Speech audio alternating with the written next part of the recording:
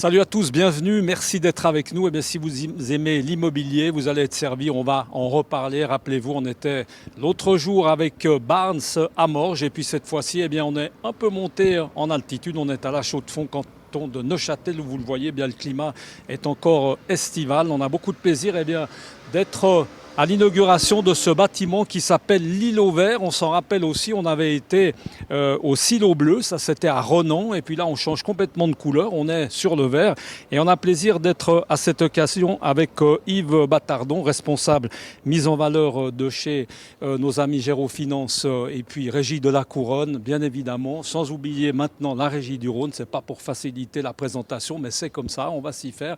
Et puis beaucoup de plaisir d'être également avec Urban Project, avec Xavier Jeanneret, le directeur général. Bonjour, merci beaucoup d'être avec nous, Xavier Jeanneret, merci beaucoup. Et puis on a plaisir également d'être avec Arnaud Duret, partenaire de Real Estate, qui est en fait la partie commerciale de ce dont nous allons parler. On va planter le décor avec Yves Battardon. Yves, ce projet, quel projet? C'est un projet de location, ça nous change un petit peu de ce qu'on fait d'habitude. On est assez souvent dans la vente, cette fois on parle de location au sens assez large du terme.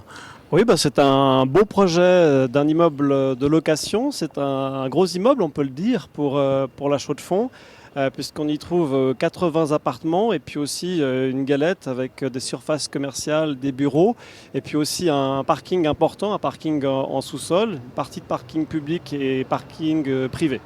Alors c'est un projet, c'est déjà une réussite, Yves, parce que c'est la deuxième session, l'ouverture, il y a eu des portes ouvertes et ce sont des immeubles qui se sont, on peut dire, presque arrachés comme des petits pains en termes de location, parce qu'en fait c'est la mise en route du projet est assez nouvelle finalement. Alors on peut parler effectivement d'une réussite parce qu'on a commencé la première porte ouverte, c'était mi-juin.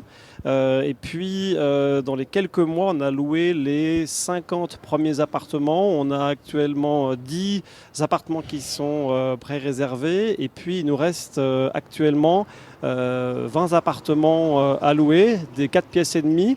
Donc, on peut effectivement dire qu'on a là rencontré un plein succès avec cette opération de location. On va passer la parole à Urban Project, à Xavier Jeanneret. Merci beaucoup. Xavier, ce projet, comment est-ce qu'il a démarré? Parce qu'on ne s'en rend pas bien compte, parce que là, évidemment, c'est tout beau, c'est magnifique, c'est ouvert. Mais avant ça, il y avait un autre immeuble qui était là, existant. Il a fallu quoi? Tout casser, recommencer? Oui, la genèse du projet est assez simple en fait. C'est la société ACG Immobilier SA qui nous a mandaté pour venir ici à la Chaux-de-Fonds parce qu'ils avaient acquis cet immeuble dans un portefeuille.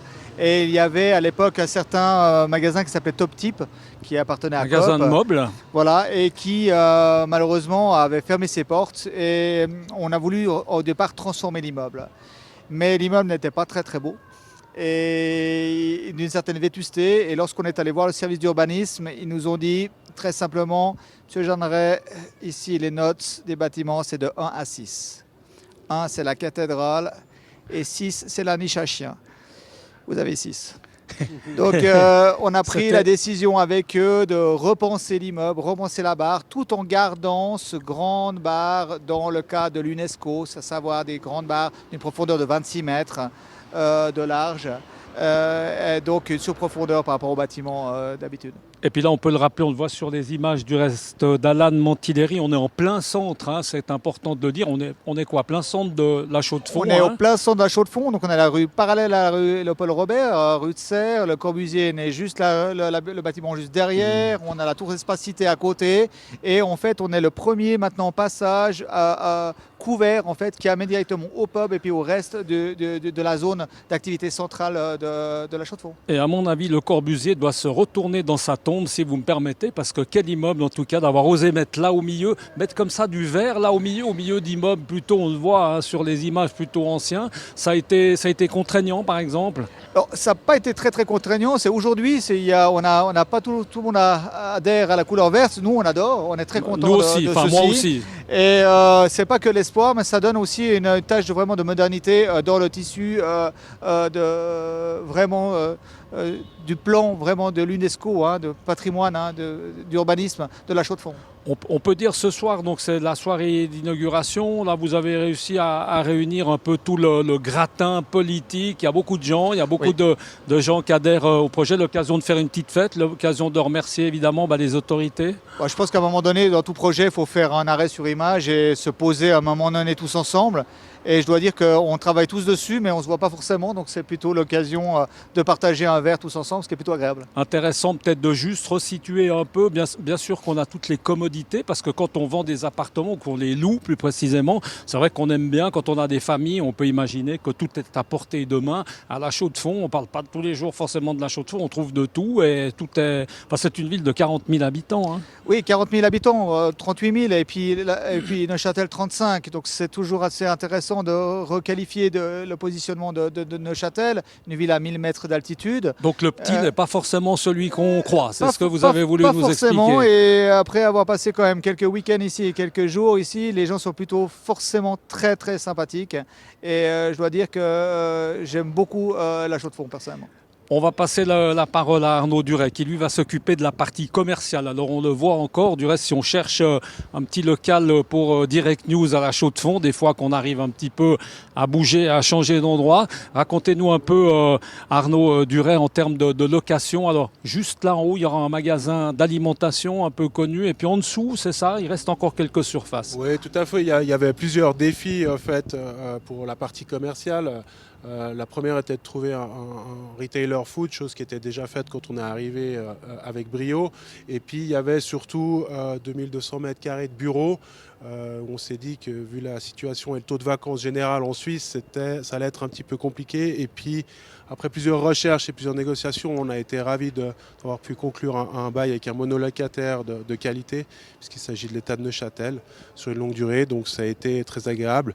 Et maintenant, c'est vrai qu'il me reste encore environ 1520 mètres carrés au rez-de-chaussée d'arcade commerciale, purement retail, sur lesquels on va dire on a un bon 80%, voire 85%. On est dans des discussions très avancées.